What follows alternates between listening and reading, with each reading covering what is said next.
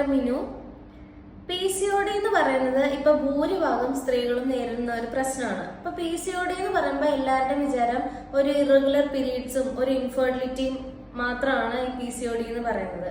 പക്ഷെ അതിനകത്ത് ഒരുപാട് സിംറ്റംസും അതിൽ ഒരുപാട് ചേഞ്ചസും നമ്മുടെ ബോഡിയിലെ ഹോർമോണൽ ഇംബാലൻസ്, അതുപോലെ തന്നെ മൂഡ് സ്വിങ്സ്, അതുപോലെ അമിതമായിട്ട് ഹെയർ ഗ്രോത്ത് ഉണ്ടാവുന്നു, അതുപോലെ തന്നെ മുഖത്തൊക്കെ നിറച്ച് ആക്നെ ഉണ്ടാവുന്നു, നിറച്ച് മുഖക്കുരു ഉണ്ടാവുന്നു. അങ്ങനെ ഒരുപാട് സിംറ്റംസ് ഈ പറയുന്ന PCOD-യിലുണ്ട്. ഹോമിയോപ്പതിക് ട്രീറ്റ്മെന്റ് എന്ന് പറയുന്നത് ഭൂരിഭാഗം, അതായത് ഒരു അറൌണ്ട് 60% പേഷ്യൻസിനും ഹോമിയോപ്പതിക്കലി നമുക്ക് ക്യൂർ കൊടുക്കാൻ പറ്റുന്നുണ്ട്.